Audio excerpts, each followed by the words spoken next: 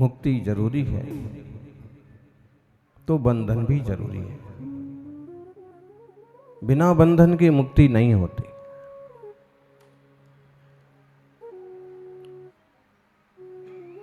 एक झाड़ू भी जब तक बंधी रहती है तब तक वह कचरा साफ करने के काम आती है, और जब वह बिखर जाती है तो खुद भी कचरा हो जाती है। इसका मतलब है कि संस्कारों से बंधे रहने से इंसान समाज का कचरा साफ करने के काम आता है। मर्यादाओं से बंधे रहने से इंसान अमर्यादाओं को खत्म करने के काम आता है। शील संयम से बंधे रहने से इंसान खोटी प्रवृत्तियों को मिटाने के काम आता है। परिवार से बंधे रहने से सच्ची समाज की संरचना के काम आता है। धर्म और त्याग से बंधे रहने से मोक्ष मार्गी बन जाता है। स्वरूप से बंधे रहने से आत्मा भगवान बन जाता है। बंधन भी जरूरी है, लेकिन बंधन व्यसनों का बंधन ना हो,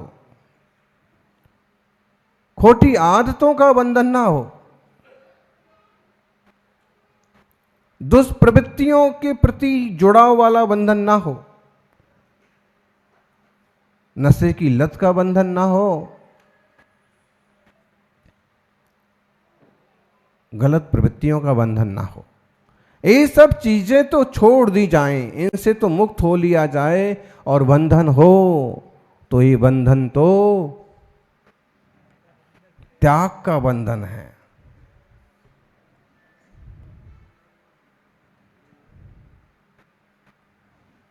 पूरा स्वर भरा आया क्या? ये बंधन तो, अगर आप श्रावक हैं, गृहस्थी की बात करो तो ये बंधन श्रावकों का प्यार का बंधन है। प्यार होता है तो परिवार चलता है, और प्यार नहीं होता है तो सब बिखर जाता है। आप कहें घर में गाएं, प्यार का बंधन है, लेकिन जब जिनालय की तरफ निकल जाएं, मुनिराज के सानिध्य में हो, तो ये बंधन तो त्याग का बंधन है। इतना त्याग ने प्रभावित किया कि हम घर छोड़ करके आपसे बंध गए और आपके पास तक चले आए, और पास में बैठ बैठ के हम भी थोड़ा थोड़ा त्याग करना सीख गए। जैसे लोगों की संगति करते हैं वैसे बन जाते हैं, जैसी संगति में बैठते हैं वैसे हो जाते हैं। इसलिए आचार्य देव पूज्यपाद स्वामी बड़ी शिक्षा देते हैं कि जब तक खुद को ऊंचाइयां हासिल नहीं होती हैं, तब तक जिन लोगों ने पा लिया है उनके पास बैठना सीख लो। यह हमें बहुत अच्छा लगता है कि किसी किसी की रुचि सहज रूप से सत्पुरुषों की सानिध्य की होती है, और ये दो लाइनें कि सागर किनारे बैठा करो, सागर किनारे बैठा करो, कोई ना कोई लहर तो आएगी। माना कि भले ही ना मिले हीरे और मोती, कम से कम सूरत तो धुल जाएगी। तुरंत तुम मुनिराज ना बन पाओ, रत्नत्रय की हीरे मोती ना मिल पाए, लेकिन जो बदसूरत हो रहे हैं, बदचरित्र हो रहे हैं, वो तो सूरत तो धुल जाएगी। 97 नंबर का श्लोक है। भिन्नात्मान्मुपास्यात्मा परो भवति तादृशः वर्तिदीपं यथोपास्य भिन्ना भवति तादृशी। भिन्नात्मानो उपास्य आत्मा परो भवति तादृशः। भिन्न आत्मा की उपासना करके ये आत्मा भी वैसा हो जाता है। भिन्न आत्मा कौन है? ज्ञानी भिन्न भिन्न है, अभिन्न अभिन्न है। भिन्न कभी अभिन्न नहीं हो सकता, अभिन्न कभी भिन्न नहीं हो सकता। फिर भी कह रहे थे भिन्न आत्मा की उपासना कर लो, जब तक तुम अपने अभिन्न आत्मा को नहीं पकड़ पाए। भिन्न का मतलब अलग, भिन्न भिन्न है। जब किसी से राग होता है तो आप क्या कहते हैं? दो शरीर एक जान है। ऐसा है? दो शरीर एक जान है।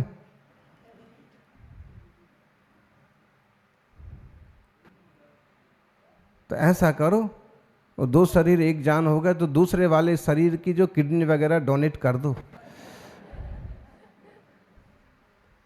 एक जान से काम चल जाएगा। अरे नहीं, ऐसा नहीं हो सकता बोले, कह देते हैं। और व्यवहार में ऐसा, प्यार में ऐसा कहना भी गलत नहीं है, लेकिन इसके पीछे टोटल स्वार्थ और कपट नहीं होना चाहिए।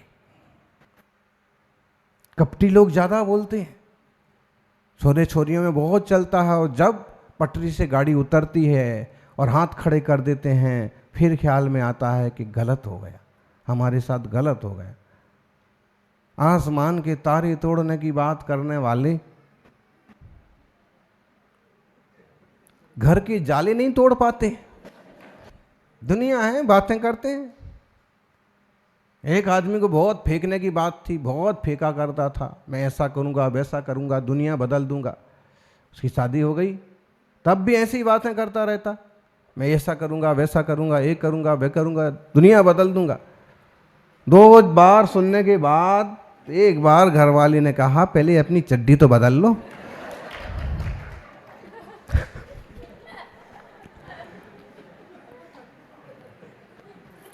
है नाड़ा आगे की जगह पीछे लगा हुआ है, पीछे का आगे है, पहले अपनी चड्डी तो ठीक से धो लो, बदल लो। आदमी की अकल, इसीलिए बड़े बड़े पुरुष महापुरुष इसलिए कहते हैं एक सक्सेस आदमी के पीछे एक महिला का हाथ होता है।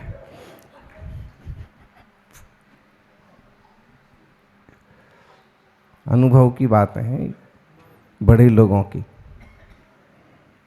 हम तो सुन पढ़ के बोल रहे हैं, लेकिन भिन्न भिन्न है। तुम क्या बदल दोगे? वो चीजें तुम्हारे बदलने से बदल रही होती तो बदल जाती, और भी हो गए कहने वाले तो भिन्न को तुम क्या बदल लोगे? तुम बदल सकते हो तो अभिन्न को बदल सकते हो, लेकिन ये जरूर है कि जब तक अभिन्न पदार्थ समझ में नहीं आया है तब तक भिन्न पदार्थ को देखो, समझो, और अगर वो आदर्श है तो उसकी उपासना करो।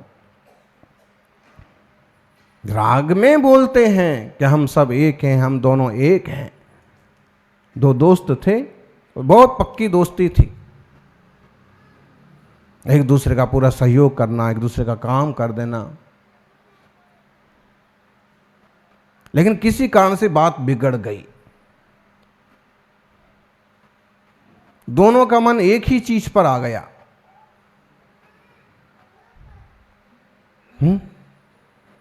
जो बहुत खतरनाक चीजें होती हैं दुनिया की, एक ही सीट पर आ गया विधानसभा चुनाव। दोनों पक्के दोस्त थे, पार्टी के पक्के कार्यकर्ता, एक के बिना दूसरा नहीं दिखता था। लेकिन अब उपचुनाव में चाहते हैं कि हम भी खड़े हों और हम भी खड़े हों। सगे भाई थे, नमो नारायण और हरीश मीणा।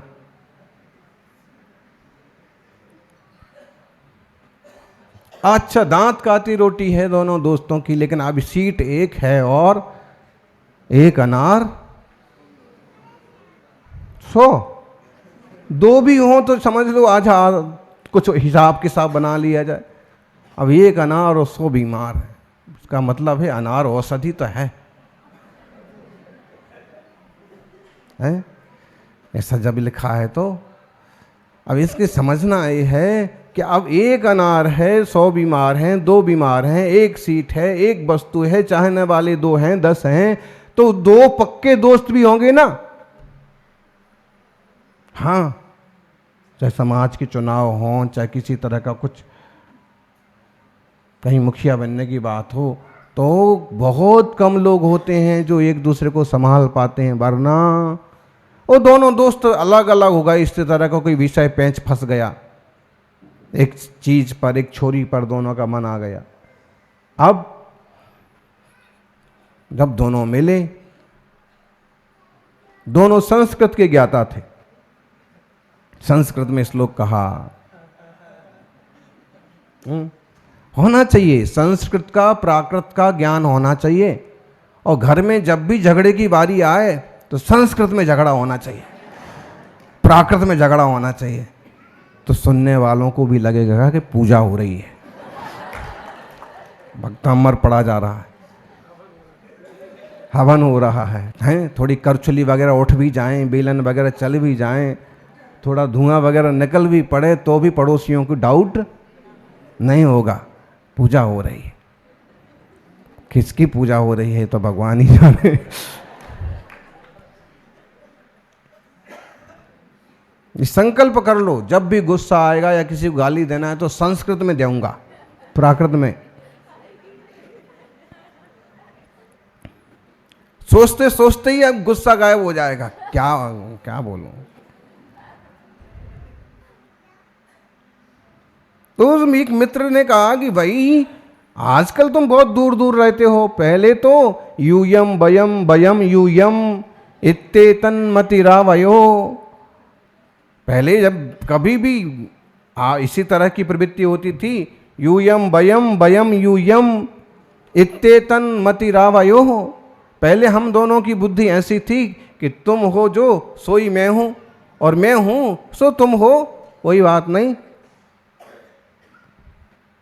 तो पहले तो ऐसा था, अब क्या हो गया, किम जात मधुना मित्रम यूयम यूयम वयम वयम, अब क्या हो गया बोले, आजकल क्या बात हो गई कि यूयम यूयम तुम हो, और वयम वयम हम हैं, तुम हो, हम हैं, ना तुम कम हो ना हम कम हैं। समझे ज्ञानी, ज्ञानी से ही जानी बना है। हाँ, अब भ्रंश शब्द है जानी, जान वाला जानी, जान कैसे, जान मतलब ज्ञान, ज्ञान। वैसे भी अभी भी कई लोग जो है ज्यादा स्पेशल संस्कृत बोलने की कोशिश करते हैं, हाँ ज्यादा स्पेशल, तो क्या बोलते हैं,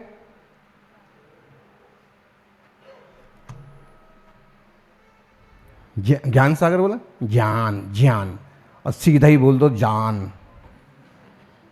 जाए से हो गया। एकदम क्लासिकल लैंग्वेज, क्लासिकल संस्कृत बोलने की कोशिश करने वालों को देखिए, और ज्ञान का ज्ञान जान हो जाता है, और धीरे धीरे वो जान तो बोलते ही हैं, जान जानी। तो अगर आपको कोई जान भी बोले तो भी दुखी मत होइए, इसका मतलब आप ज्ञान स्वभाव वाले आत्मा हैं। आप राग मत कर बैठिए कि जान बोल रहे, कितना बड़ा सम्मान, कितना अपन दिखा रहे हैं, तो मेरी जान। अच्छा, कोई जानवर भी बोल दे तो बिल्कुल ही दुखी मत होइए फिर, क्यों, जानो, जितने भी जान हैं, ज्ञान है, उसमें तुम बर हो, श्रेष्ठ। भाई कौन सा ज्ञान सबसे श्रेष्ठ है, मति श्रुत अवधि मन पर है, सबसे श्रेष्ठ तो केवल ज्ञान। जानवर कह दिया, इसका मतलब है, लेकिन क्या करें, रोक नहीं पाते। कोई कह के तो देखे,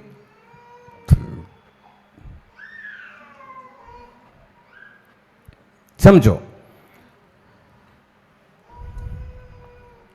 भिन्नात्मान उपास्यात्मा, भिन्न आत्मा की उपासना करके।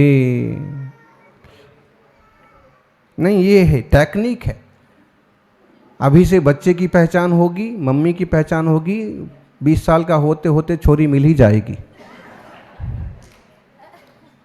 लोग मंडप के सामने अपनी गाड़ी लगा के आएंगे, उसका 10-5 बार नंबर बोलो, भाई साहब सामने ही बैठे हैं, मंच पुकारा जा रहा है, 5वीं बार में उठ के बाहर जाएंगे। किसी ने टोका कि जब तुम यहीं बैठे बैठे सुन रहे थे, अनाउंसर के बाजू में खड़े थे, तो पहले क्यों नहीं गए? बोले मुफ्त में गाड़ी के नंबर बोल रहे हैं, तकलीफ क्या है? भाई साहब पाद प्रक्षालन को पधारिए पधारिए पधारिए। भाई साहब खड़े हैं सामने, आ नहीं रहे। कोई कहता है चलो ना, बोलना तो 2-4 बार बोल रहे हैं, तो पैसे तो दिए हैं। ये हाल है। सच्ची तो नहीं कहती? अच्छा, भिन्नात्मानुपास्यात्मा परो भवति तद्रसः। भिन्न आत्मा की उपासना कर लो ज्ञानी। इससे हमने आपको भिन्न की बात समझाई कि कैसे भिन्न भिन्न होते हैं। भले कह देवे राग में क्या भिन्न है, लेकिन अभिन्न होते नहीं हैं। तो भोज श्रावक धर्म अपना निभाइए, उसकी मनाही नहीं है, लेकिन समझ लो कि भिन्न आत्मा कौन है। अब यहाँ अरहंत आदि भी आपसे भिन्न आत्मा है, फिर भी मंदिर भागे जा रहे। गुरुदेव भी भिन्न आत्मा हैं, फिर भी चौका लगाने के लिए महीने महीने भर पुरुषार्थ कर रहे हैं, हर रोज पड़गान कर रहे हैं। क्यों? बोले भिन्नात्मानोपास्य आत्मा परो भवति। भिन्न आत्मा की उपासना करके आत्मा उनके जैसा हो जाता है, पर हो जाता है, श्रेष्ठ बन जाता है। वर्ती दीपम यथोपास्य। जैसे दीपक की उपासना करके बत्ती भी दीपक स्वरूप हो जाती है। दीप प्रज्वलन हुआ, दीपक की उपासना, एक जलता हुआ छोटा सा दीपक आया और यहां इस बत्ती ने उस दीपक की उपासना की। बत्ती ने या बत्ती दीपक के पास गई और बत्ती ने दीपक की उपासना की। जलते हुए दीपक से ये बत्ती भी जल पड़ी। वो भी प्रकाशित थी, ये भी प्रकाशित हो गई। दीप से दीप जलाते चलो, ज्योति से ज्योति जलाते चलो, और ज्ञान की गंगा बहाते चलो। समझ लीजिए, तो यही बात यहां पर है। वो ज्योतिर्मय है अरहंत, सिद्ध मुनिराज रत्नत्रय से ज्योतिर्मय हैं, साधना से ज्योतिर्मय हैं। इसलिए उनके सानिध्य में उनकी उपासना करने से ये आत्मा भी उनके जैसे हो जाती है, जैसे बुझी हुई ज्योति दीपक के सानिध्य में आके खुद भी जल जाती है। कितनी सीधी सच्ची बात। आप घर में भी देखिए, जो रुचिवान लोग हैं, तो मंदिर जाने की भावना है, विधान में बैठने की भावना है, तो उनके सानिध्य से दूसरों में भी वैसे गुण आ जाते हैं। हाँ चलेंगे, आप चलोगे तो हम भी चलेंगे, आप शिखर जी जाएंगे तो हम भी जाएंगे। ज्योति से ज्योति जलती है। उनने ले लिया कोई व्रत तो ये भी लेने को तैयार। अब जब है ऐसा होता है, बहू थोड़ी समझदार थी, बुद्धिमान थी, और जैसे मुनिराज का आहार हुआ तो आज से मेरा रात्रि भोजन का आजीवन का त्याग। और आदमी जो अभी तक खड़ा था जानवर बन के, नहीं हो सकता, मेरे से नहीं हो सकता, और जैसे ही घरवाली ने त्याग किया तुरंत सीधा हो गया। वो भी कहता है कि मैं भी जितना इसका त्याग उतना मेरा भी त्याग। क्यों? होता है कि नहीं होता है? कभी श्रीमान जी होते हैं, बहुत एक्टिव होते हैं, तो आपको भी एक्टिव बन जाना पड़ता है। परिवार में 1-2 अच्छे सदस्य निकल पड़े, सत्संस्कारी, दयालु, धर्मात्मा, तो अधिकतम सदस्य वैसे बन जाते हैं, ढल जाते हैं। उपासना सिर्फ देखा आपने, सिर्फ उनके सानिध्य में रहे, चेंजिंग आई। गुरुदेव के सानिध्य में रहे, पास में आए, चेंजिंग आई। ऐसे ही कह रहे कि अरहंत आदि ज्योतिर्मान हैं, उनके सानिध्य में जाके आप भी ज्योतिर्मान हो जाएं, ताकि संसार के बंधन टूटें और सद्गुणों के बंधन उपलब्ध हो जाए। यानी बहुत प्राथमिक मार्गदर्शन है ये। आप कहोगे कि 97 नंबर पर 98 नंबर पर जाकर के क्यों ऐसा मार्गदर्शन किया? क्योंकि अभी तक उन्होंने बहिरात्मा, अंतरात्मा, परमात्मा का खूब अच्छे से विवेचन किया, स्व और पर को समझाया। बाद में अब यहाँ पर वो कहते हैं कि तरीका क्या है पाने का। तो जो लोग ज्योतिर्मय हैं, अरहंत ने पा लिए हैं ज्ञानावरण आदि कर्म नष्ट करके केवल ज्ञान वगैरह, तो जिनने चतुष्टय पा लिए हैं उनके पास जाओ। उनके पास जाने से, जलते दीपक के पास जाने से आप खुद भी ज्योतिर्मान होने का पुरुषार्थ करेंगे। और इसको प्रैक्टिकल कैसे होता है सो उदाहरण दिया है 98। उपस्यात्मानमेवात्मा जायते परमोऽथवा मथित्वात्मानमात्मैव जायतेर्यग्नि यथा तरो। कैसे? उपास्यात्मानम, बोले अब तक भिन्न प्रभु के पास गए थे ना, अब अभिन्न प्रभु के पास आओ। बाहर के भगवान के पास गए थे, मुनि सुब्रत भगवान बाहर के भगवान हैं। भाई झगड़ा करने मत आ जाना। कैसे कह दिया महावीर भगवान को बाहर के भगवान? बाहर के भगवान कहाँ से, कि विदेश से आए हैं क्या? नहीं, वो हमारे से तो भिन्न है। ये जरूर है कि उनकी सूरत देख देख के हमें अपनी सूरत धोने की याद, तो भिन्न प्रभु को देख करके अपने अभिन्न प्रभु को निहारने का पुरुषार्थ करो।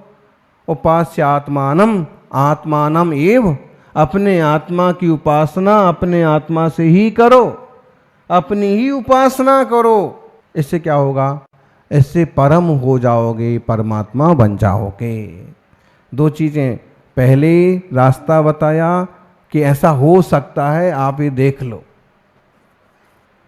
जो ईमानदार और अच्छी कंपनी होती है वो प्रैक्टिकल के भी दिखा देते हैं, प्रैक्टिकल करके भी कि देखिए ऐसा है, ये वो प्रैक्टिकल है।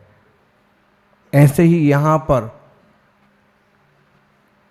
मोक्ष मार्ग की यह बीतरागियों की कंपनी है और वो प्रैक्टिकल करके कह रहे हैं कि देख लो ऐसे हो गए हैं, ऐसे दीपक जल गए हैं। जलते दीपकों के पास बुझे हुए दीपक गए और जल गए हैं। पहले तुम देख लो ऐसे जलते हैं, और ऐसे जलते हैं तो ऐसे लाइट होती है, ऐसी लाइट होती है तो अंधकार दूर भाग जाता है, प्रकाश और आनंद उपलब्ध होता है। प्रकाश आता है तो काला चला जाता है। लेकिन यहाँ तो अटपटी बात है, यहाँ प्रकाश भी है, काला भी है।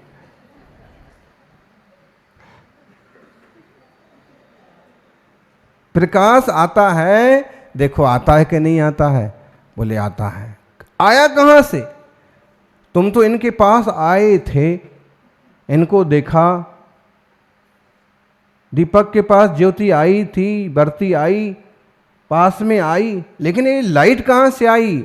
तो बोले सामने वाली लाइट को देखते देखते इसमें भी लाइट आ गई, मतलब इसमें लाइट छुपी हुई थी। अगर उसमें छुपी हुई नहीं थी, उसमें सामर्थ्य नहीं थी, तो प्रैक्टिकल भी नहीं आना चाहिए थी। परमात्मा को देखते, अरहंत आत्मा को देखते देखते हमारा आत्मा भी ऐसे ही परमात्मा हो जाता है। तरस आता है पूजा पद्धतियों को लेकर के, लोग जो झगड़ा करते हैं, बहुत तरस आता है कि था तो वो इसलिए निकटता बढ़ाने के लिए, था तो वो ज़्यादा से ज़्यादा सानिध्य पाने के लिए, था तो ये सारी विधियां इसलिए कि हम बहुत अच्छे से निहार सकें, बहुत अच्छे से देख सकें, बहुत ज़्यादा टाइम तक बैठ सकें। लेकिन लोगों ने उन चीज़ों को झगड़े का कारण बना लिया, जबकि हम उन्हें निहार निहार के पूजा करके, तरह तरह से पूजा करके, और फिर अपने भीतर के प्रभु को पहचानने के लिए, और हम अपने प्रभु को पहचान गए तो फिर पूजा छूट जाएगी, द्रव्य छूट जाएंगे, फिर वो जल चंदन और चीजें छोड़ो, हाथ के चावल भी छूट जाएंगे, और उसके बजाय शास्त्र आ जाएगा, पीछे कमंडल आ जाएगा। लेकिन उसी चीजों पर हिलक के रह गए, लटक गए, बस ये पूजा हो गई, ये गलत हो गया। ये सिर्फ निकटता बढ़ाने के तरीके थे। और आज लोग, जो लोग आज समझते हैं, वो भी आज सिंपल रहते हैं। बोले कोई बात नहीं, वो लोग खुशी खुशी करने दो, मैं इसे करता हूं, मुझे भी इसमें खुशी है, मैं उनकी खुशी में शामिल हूं। जो गंभीर लोग हैं, जो समझते हैं मार्ग को। बाकी तो बोले घड़ी में लिखा था 6:30 बजे अभिषेक होगा, और अगर 6:27 पर भी हो गया तो डंडे चल जाएंगे। ये बेवकूफ लोग। अरे भाई, एक भाई की गाड़ी थी 6:45 बजे की, और वो चाहा ना, उसने 2 मिनट पहले चालू कर दिया, तो आप थोड़ा समझ लो। नियम कानून सही है, होना चाहिए, लेकिन कभी परिस्थिति बस किसी से कुछ ऊंचा नीचा ज्यादा कम हो गया कर रहा है तो उसको समझ लो। जो समझता है वो समाज कहलाता है, और जो नहीं समझता है वो समझ कहलाता है। समाज का मतलब होता है इंसानों का समूह, और समझ का मतलब होता है जानवरों का समूह। अध्यात्म बहुत ऊंची चीज है। अगर आध्यात्मिक दृष्टि आ गई ना, तो फिर कोई भी मुमुक्षु मंडल ना बचेंगे। जो बना लिए ना, ये फिर ग्रुप ही ग्रुप बना लिए, तत्व ज्ञान तो सब गायब हो गया। तत्व का चर्चा, तत्व का चिंतन, मार्ग का तो लापता हो गया। मंडल मंडल बचा, कमंडल गायब।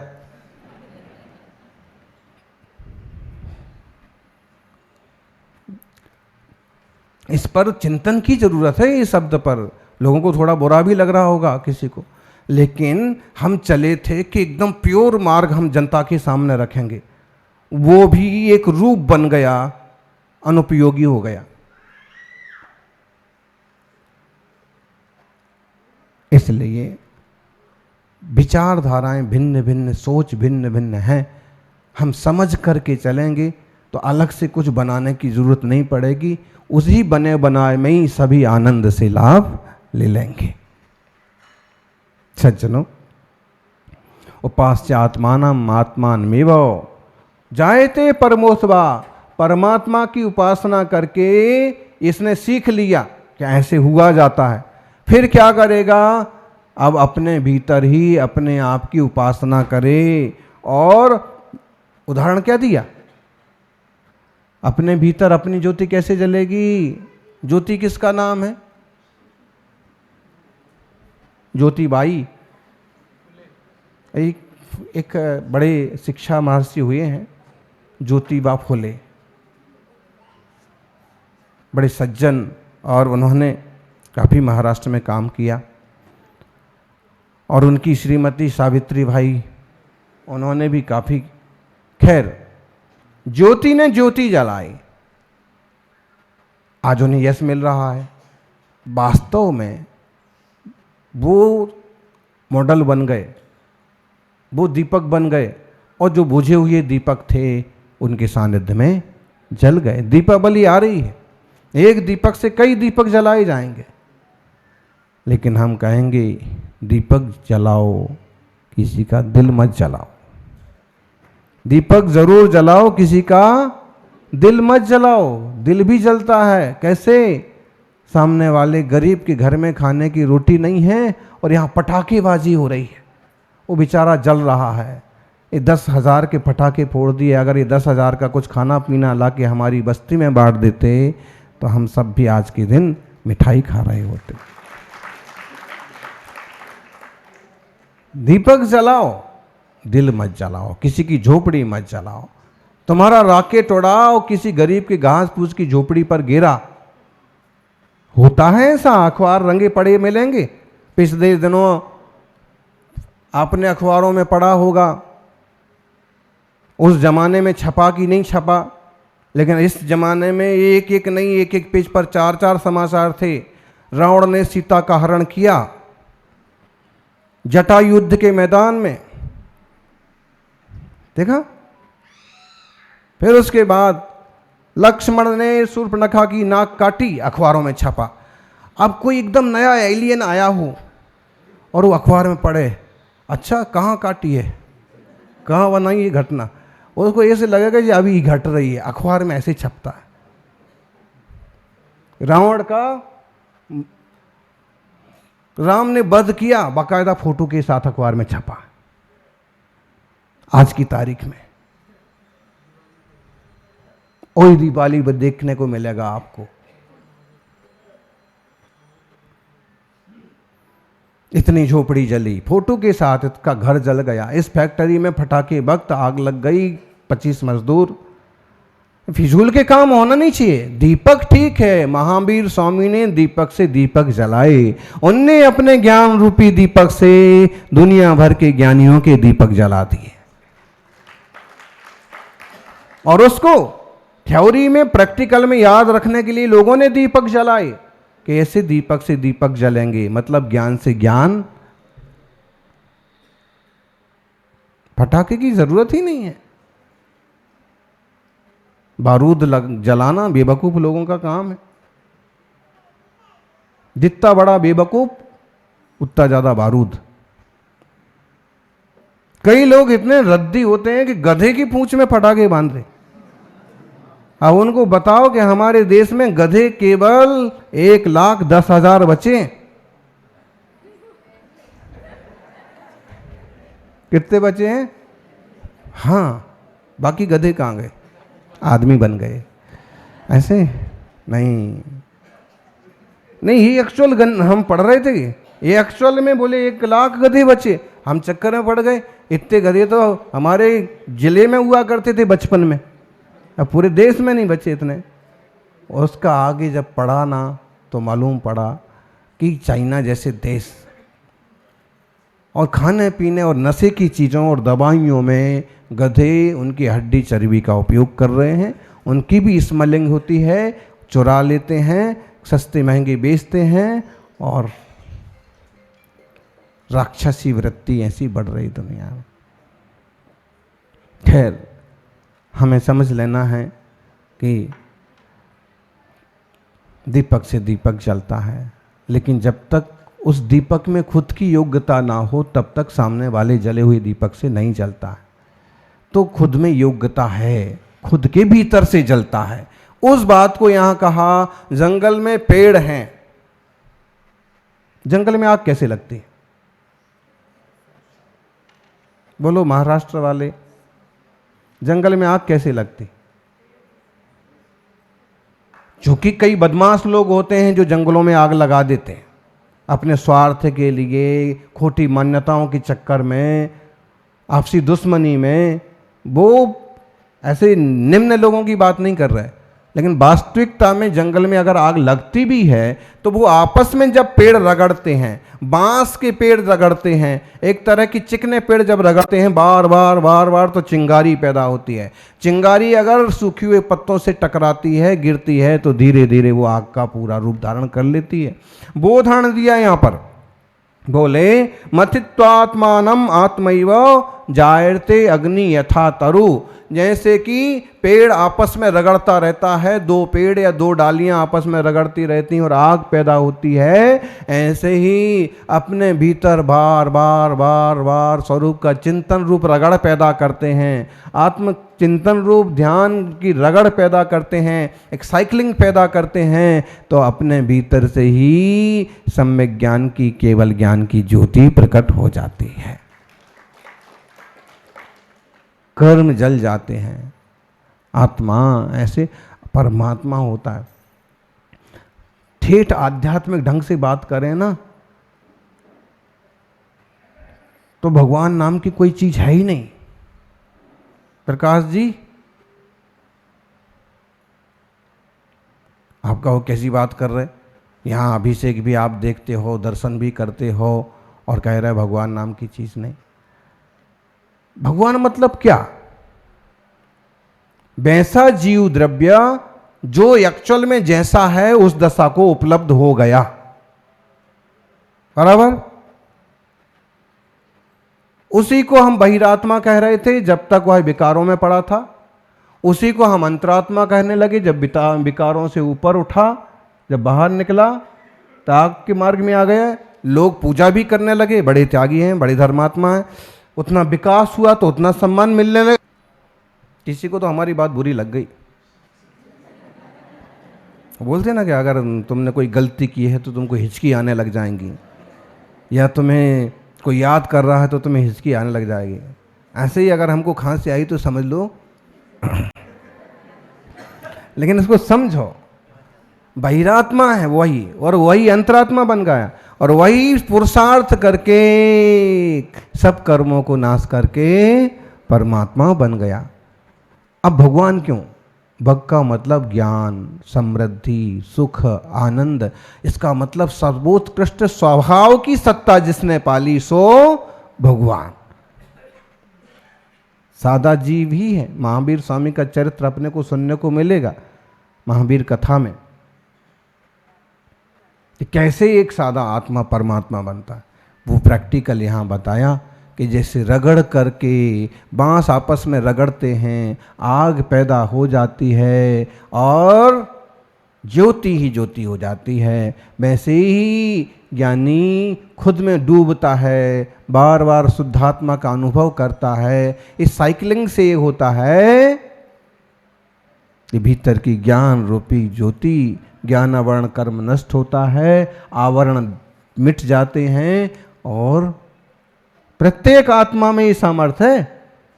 पशु पक्षियों पेड़ पौधों में की जैन धर्म, जैन दर्शन वस्तुनिष्ठ विज्ञान वाला धर्म है। ये छोटे थोड़े लोगों का या इतने लोग धर्म जैन कहलाएंगे ये धर्मात्मा, ऐसा नहीं है। यहाँ सब धर्मात्मा है, उनमें सब में ज्ञान दर्शन रूप धर्म है। पापी हो ना, कसाई भी हो तो भी कहेंगे वो भी धर्मात्मा है, परिभाषा बदल जाएगी थोड़ी। धर्म है उसमें। कौन सा धर्म है? ज्ञान दर्शन, ज्ञान रूप धर्म है। भले वो भूला हुआ है, भूले भगवान, भोले भगवान हैं, बम भोले। कौन है बम भोले? हैं ये सब बम भोले, भोले या भूले, तत्व को नहीं पकड़ पाए। भोले के दो अर्थ हो सकते हैं, एक तो सारी चीजें उपलब्ध हैं फिर भी सबसे हट करके स्वरूप की साधना में लग गए। ऐसे अपन भी अपने स्वभाव को समझें, भीतर भीतर में रमने जमने का प्रयास करें, तो भीतर ही एक ऐसी चिंगारी, एक ऐसी ज्योति प्रकट होगी जो केवल ज्ञान आदि गुणों को प्रकट कर देगी, और हमारा आत्मा भी परमात्मा होगा। अपने भीतर उतरने के लिए वास्तव में कोई बहुत सारी चीज़ों की ज़रूरत नहीं है।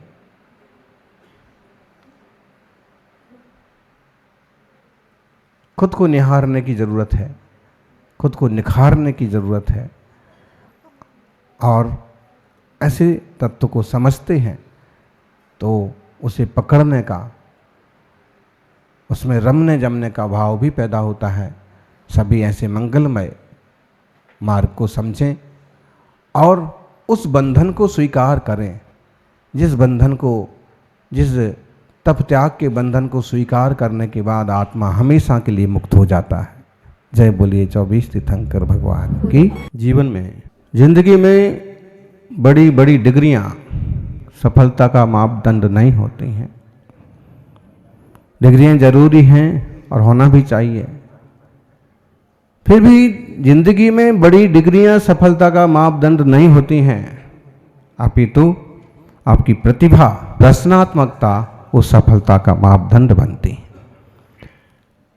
उसका कितना उपयोग हो रहा है, कितना जीवन में लाभ लिया जा पा रहा है, वो भी जरूरी है। बड़े सुंदर आलेख विद्वानों के आए और अध्यक्ष महोदय ने सबका समीक्षण भी किया। महावीर स्वामी कहते हैं एकम जिणेज्जा, एक को जीत लो तो सबको जीत लिया। और एक को किसको जीतना है? अपने को या अपने विकारों को।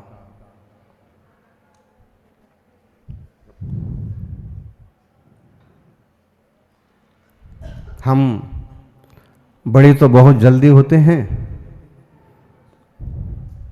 बड़े जल्दी होते हैं, लेकिन समझदार देर से होते हैं। जितनी जल्दी बड़े होते हैं उतनी जल्दी समझदार हो जाएं तो ढेर सारी समस्याओं का समाधान हो जाए। भारती जी कह रहे थे, और ये तो हमें बहुत प्रिय लगती पंक्तियां, कि महान वो नहीं होते हैं जो अपनी शर्तों पे जिया करते हैं, महान तो वो लोग होते हैं जो अपनों की खुशी के लिए, जो औरों की खुशी के लिए अपनी शर्तें बदल दिया करते हैं। स्लोगन बहुत महत्वपूर्ण है, और अगर ये हम से एक श्लोक एक गाथा के रूप में जीवन में उतारें तो जो कटुताएं हो जाती हैं जरा जरा सी बात को लेकर के, वो ना होने पावे।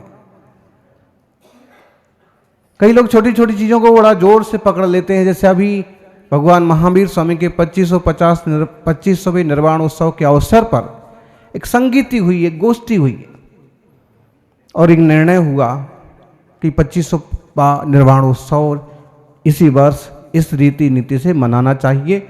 और सौभाग्य की बात, चारों संप्रदायों के लोग, विद्वान और आचार्यगण भी सहमत हो गए। वरना जब प्रेमी जी ने बताया इस बात को आगे बढ़ाने की हम लोग कोशिश कर रहे थे, तो एक बड़े आचार्य अन्य संप्रदाय से, 4 में से, और उनने कहा कि 2550वां ही क्यों मनाना, 51वां 52वां क्यों नहीं मनाना। मतलब इस तरह से कि जैसे वो इसी चीज़ को पसंद नहीं कर पा रहे हैं, समझ नहीं पा रहे हैं या स्वीकार नहीं पा रहे हैं। हालांकि बाद में उनके शिष्य या उनके अनुयायी भी इन कार्यक्रमों में सम्मिलित हुए। बाकी 2600 मनाने के लिए हम और आप रहें ना रहें, लेकिन 2550वां तो मना लें। और 2550वां ही क्यों, ये संक्रमण काल है अशोक जी, हाँ परिवर्तन काल है। हम 2550वें का समापन महोत्सव मना रहे हैं, और एक गोष्ठी जो है 2591 के लिए कर रहे हैं, ताकि आगे का साल, पूरे साल भर गोष्ठियाँ चलती रहें। महावीर स्वामी पुराविद्या और विभिन्न क्षेत्रों में खोज होती रहे। सौभाग्य की बात है कि अपन जहाँ जिस जिले में बैठे हैं, इसी में एक पुरातत्व का प्राचीनतम लेख ओझा जी को मिला था, जिसमें केवल 84 बी निर्वाण संमत तुलसी दी 84। तो निश्चित रूप से एक बहुत प्राचीन तम श्रावण परंपरा के हम सब वारिस हैं। और नहीं तो आचार विचार को लेके ढेर सारी इंग्लिश की किताबों में ढेर सारी विकृतियां हैं, और अभी तो भास्कर जैसे अखबार भी इन चीज़ों का खुलासा कर रहे। और दूसरा, नैतिक शिक्षाओं से संबंधित किताबों में फिजूल की बातें भरी हुई हैं। इसलिए हमने उनको सबके सामने ही कहा कि कम से कम जो साहित्य, जो किताबें जनता के सामने आ रही हैं, उनका एक बार निरीक्षण हो, संशोधन हो। पाठ पढ़ाने लायक हैं भी कि बस। दूसरा वो भी कि एक श्वेतांबराचार्य की प्रेरणा से मंगल प्रभात लोढ़ा महाराष्ट्र सरकार में मंत्री हैं, तो उन्होंने वो किताब हाथ में आ गई। तो टोटल एक पक्षीय अर्धमागधी साहित्य कहिए या फिर श्वेतांबर बंधु कहिए, उस विषय को उस ढंग से ऐसा पेश किया एकदम जैसे सारा का सारा सच उनके ही पास है। और जो कमेटी बनाई उसमें एक दिगंबर जैन श्रावक नहीं, और पूरे महाराष्ट्र में उस पर निबंध लिखे गए, पूरे गुजरात में चला दिया, अब राजस्थान में चलाने की कोशिश है। तो इस शरद जी का भी संदेश तब तक हमारे पास आया, और फिर आज वो भी बात कह दी। निश्चित रूप से जब हम कहीं बोलते हैं तो कहीं ना कहीं उसकी गूंज भी जरूर होती है। सौभाग्यशालियों, अपने को अपना कर्तव्य आत्म साधना के साथ साथ करते रहना चाहिए। हरमन जो अभी बात हो रही थी हरमन जैकोबी, जो कि उन्होंने किसी ज़माने में या पूर्व दार्शनिकों उन्होंने किसी ज़माने में बुद्ध और महावीर को एक ही मान लिया, लेकिन हरमन जैकोबी ने खुलासा किया, पार्श्वनाथ और महावीर स्वामी की ऐतिहासिकता सिद्ध की। पाश्चात्य विद्वान भी बहुत करते हैं और नरेंद्र जी तो खूब लंबा चौड़ा घूम के आए हैं, इथोपिया वगैरह में भी कई सारे श्रमण संस्कृति के चिन्ह देखे जाते हैं। निश्चित रूप से प्राचीनतम है श्रमण संस्कृति। विज्ञान भवन में थे प्रेमी जी, कौन कौन था विज्ञान भवन में आप में से? मोहन भागवत के सामने हमारा जो हुआ उद्बोधन, जो कहना था हमने थोड़े समय में कह दिया। प्राचीनतम है श्रमण संस्कृति और वैदिक संस्कृति। तो जब उनका बोलने का मौका आया तो उनने भी दोनों शब्दों का उपयोग किया, श्रमण संस्कृति और वैदिक संस्कृति, साथ में एक शब्द जोड़ दिया, वैदिक संस्कृति मतलब ब्राह्मण संस्कृति।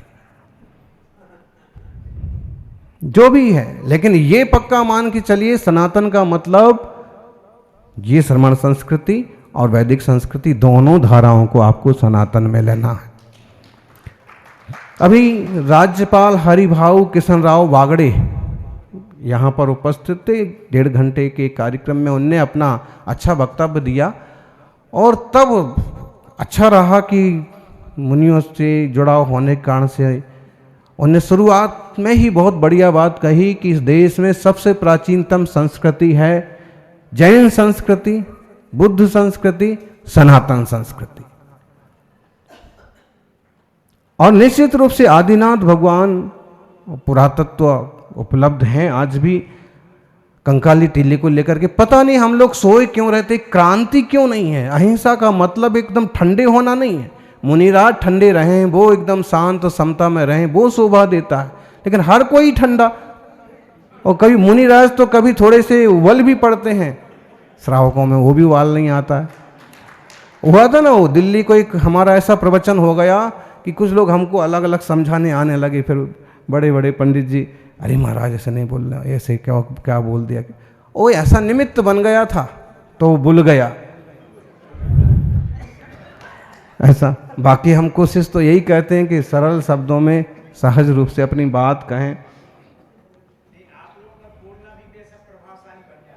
बात तो ठीक है, बन गया, जो उसमें नपा तुला है ऐसा उसमें समितियों का भी कोई उल्लंघन नहीं हुआ है, लेकिन श्रावकों में ऐसा कोई क्रांति धर्मा बीज भी तो होना चाहिए कि जब आवश्यकता पड़ती है तो अपनी बात कह सकें। अब हमें मिल गया है शास्त्रीय प्राकृत भाषा को शास्त्रीय भाषा का दर्जा।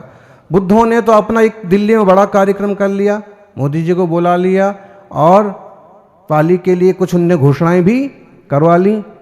उनने तो करवा ली, हम तो अभी तक बुद्धू बने हुए हैं, धन्यवाद तक नहीं पहुंचा पाए होंगे। तो ये जरूरी है कि एक श्रीरांश जी और दिल्ली के बैठे हैं शरद जी, शायद अब कर रहे मीटिंग वगैरह, एक कम से कम व्यक्ति साथ धन्यवाद हो या एक बढ़िया खासा कार्यक्रम हो, धन्यवाद के समारोह में आप अपनी बातें भी रखो कि शास्त्रीय दर्जा जब दिया है तो इसके प्रचार प्रसार संशोधन संवर्धन के लिए एक बजट भी पारित किया जाए, एक विश्वविद्यालय की स्थापना भी की जाए। दिल्ली में जो 1-2 जमीनें जैनों के लिए मिली हुई हैं सरकार की तरफ से, उनका क्या हो रहा है? हमसे कह रहे आप चलोगे तो कुछ हो जाएगा, आप चलोगे तो, अरे कोई भाई हम कोई भूमाफिया हैं कि हम जाके बैठ जाएंगे? अरे हम जाएंगे तो ठीक है, कुछ प्रभाव होगा, कोई केंद्रीय मंत्री आएंगे, वो सब होगा, लेकिन करना धरना तो आपको है। तो उनका क्या उपयोग हुआ है? वो चारों संप्रदाय के लोग भी एक बार हमारे पास आए, हमने उनको भी कहा बोले नहीं, इस टाइप का बंटवारा नहीं हो सकता। हमने उनको कहा अगर ऐसे बंटवारा ना होगा तो ज़मीन वापस सरकार की उसमें चली जाएगी। तो बोले कुछ भी हो जाए। फिर हमने एक बात समझाई, आप चारों आपस में कम ज़्यादा ले दे के भी बांट लो, लेकिन चीज़ को वापस जाने देना बेवकूफ़ी है। ये लोग ऐसे होते हैं, ऐसे होते हैं आज भी। अब गिरनार जी या शिखर जी को लेके आपस में श्वेतांबर दिगंबर झगड़ रहे, परिणाम क्या हो रहा है? तीसरे लोग आकर के अपना झंडा गाड़ रहे। प्रैक्टिकल केस आप केसरिया जी को देख लो, पहले केवल 2 लोगों का झगड़ा था, तीसरे आके बैठ गए, पूरी तरह से आज बहुत मुश्किल। शिखर जी में 2 लोगों का झगड़ा था, आज तीसरे इस तरह से घुस गए तो मुश्किल हो गई। तो ये जैन समाज में प्रतिबद्धता की कमी है, क्या कहेंगे।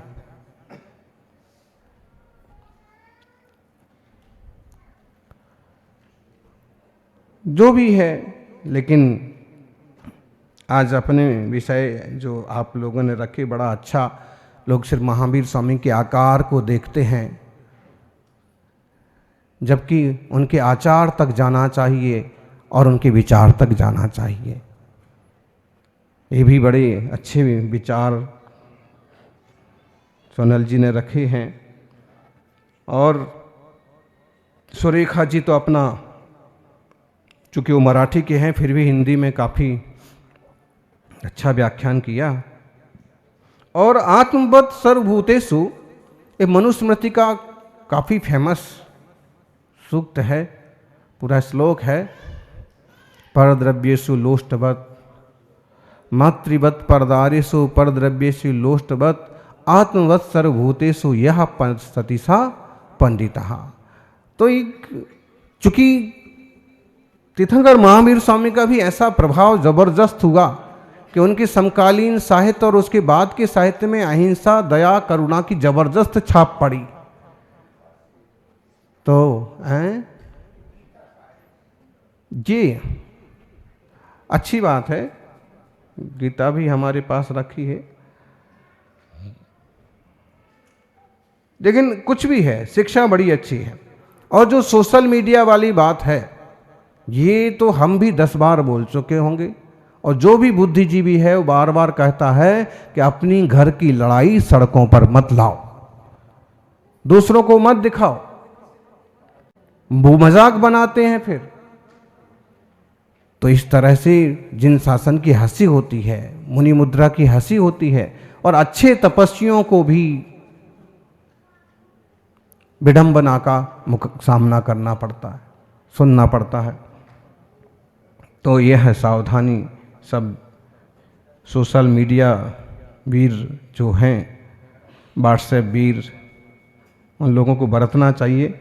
दीपावली तो है ही मूलतः तीर्थंकर महावीर स्वामी से जुड़ा हुआ त्यौहार, जिसे आज देश ने नाना रूपों में स्वीकार कर लिया है। लेकिन हम भी उतनी ईमानदारी से, उसी निष्ठा से उसको लेकर के चलें तो हमारी अच्छाई कहलाएगी। योग के संबंध में तो आप ज्ञानाड़ा उठा के देखिए, ज्ञानाड़ा उठा के देखिए आप, अष्टांग की बाकायदा खूब विस्तार से चर्चा, और संस्थान विषय ध्यान में एकदम आत्मसम्मुख करने की जो पुरुषार्थ सुभचंद्र महाराज ने किए, अद्भुत चीज है। अभी उसका स्वाध्याय, हाँ। तो ऐसे ही जो विद्यालयों के महावीर स्वामी के नाम से स्थापित विद्यालय, बहुत सारे विद्यालय हैं, सबसे खास नाम छूट गया। 1915 में अर्जुनलाल सेठी ने जयपुर में वर्धमान विद्यालय की, वर्धमान महावीर विद्यालय की स्थापना की थी। और उसमें वो पढ़ाई तो जितनी होती थी सो होती थी, उसमें वो क्रांतिकारी तैयार करते थे। और इसलिए उस कारण से या किस कारण से बाद में वो विद्यालय बंद भी पड़ गया, लेकिन उसमें से ही पढ़ करके निकले, क्रांति के क्षेत्र में कूदे। एक मोतीचंद शाह, वो शहीद हुए थे। भगत सिंह से कम उम्र में मोतीचंद शाह को फांसी हुई थी अंग्रेजों के मुकाबले में, जैन श्रावक। और दूसरा एक समंत्रभद्र आचार्य जो हुए, वो उनके ही उस टीम में ही थे। अर्जुनलाल सेठी एक बहुत बड़े क्रांतिकारी और गांधी जी के लेवल के आदमी हुए। समंत्रभद्र थे ना कारंजा में और कुंभोज में, तो समंत्रभद्र जो थे वो पहले इनके साथी थे, पहले विद्यार्थी अवस्था में अर्जुन ललित सेठी के शिष्य थे और क्रांति की गतिविधियों में भाग लिया। जब मोती शाह को फांसी हो गई तो उनको बहुत ज्यादा तकलीफ हुई, क्योंकि उस गतिविधि में वो भी अपरोक्ष रूप प्रत्यक्ष परोक्ष रूप से शामिल थे। उनको फांसी क्यों हो गई? वो 3 में से एक साथी पकड़ा गया और फूट गया और उसने उनका नाम ले दिया, तो उनको बड़ा वैराग्य भाव हुआ, तो वो सब एक क्रांतिकारी छोड़ करके मुनि बन गए और फिर भी उन्होंने देश के लिए काम किया, शिक्षा के लिए काम किया। वही तो, शिक्षा के लिए काम किया, गुरुकुल खोले। तो ये जबरदस्त इतिहास है। तो और ऐसे ही एक कोटा का खुला महावीर विश्वविद्यालय भी है। तो ऐसी और कई सारी संस्थाएं हैं। अब जो आपको ये बताया प्रेमी जी ने कि एक विद्यार्थी आया और 2 दिन में ही बढ़िया लेख लिख के आया, मैं तो चक्कर में पड़ गया, इतना अच्छा तो मैं भी नहीं लिख सकता। पूछे कहाँ से लिखे? कहाँ से लिखे? गूगल से। अगर तुम भी उस पर थोड़े हाथ पांव चला लेते तो शायद और आपको 10-5 नाम मिल जाते। तो हाँ, तो ये हाँ जो भी है, अच्छा प्रयास तो अच्छा ही है, शुरुआत तो ऐसे ही होती है। लेकिन और जो फिर महावीर निर्वाण उत्सव से संबंधित, उनके संबत से संबंधित विचार, इस पर प्रेमी जी ने एक बड़ा निबंध लिखा है। और आपका इन प्रेमी जी का और एक नाथू राम प्रेमी, उनने बहुत बड़ा लेख लिखा है। तो और फिर बाद में हमारे मुनि सुरसुर सागर जी ने भी इस पर काफ़ी लिखा है। तो अपना अपना पुरुषार्थ अध्यवसाय करना चाहिए। और पुराने मनीषियों ने तो कुछ भी कहो जबरदस्त तप किया है और जबरदस्त संशोधन किए हैं। एक एक ग्रंथ के उनके संपादन की कला देखो तो आज 10 साल में उसका उस ढंग से संपादन ना हो पाए, चाहे A.N. उपाध्याय हों और चाहे कैलाश जी शास्त्री हों, चाहे फूलचंद जी हों, चाहे महेंद्र कुमार न्यायाचार्य, छोटी उम्र में बड़ा काम। और आप नेमिचंद ज्योतिषाचार्य जी को भी पीछे नहीं छोड़ सकते, क्या गजब काम किया। हाँ, आज देख लीजिए, आज हैं, बाद में देखा कुछ लोग हैं अभी भी अध्यवसायक पुरुषार्थ करने कोशिश में लगे हैं, लेकिन वो प्रमाद का हो या आलस का हो या इतने आराम तलब टाइप से होते जा रहे हैं। आराम से एक नौकरी मिल गई, अब खुश रहो। तो भी जो लोग कोशिश कर रहे हैं, आप लोग इतने बढ़िया लेख लिख रहे हैं, अच्छी बात है। सभी का मंगल हो, जिन शासन की प्रभावना हो और ये गोष्ठी का एक एक पल जीवंत बने, यही मंगल भावना। जय बोलिए 24 तीर्थंकर भगवान की।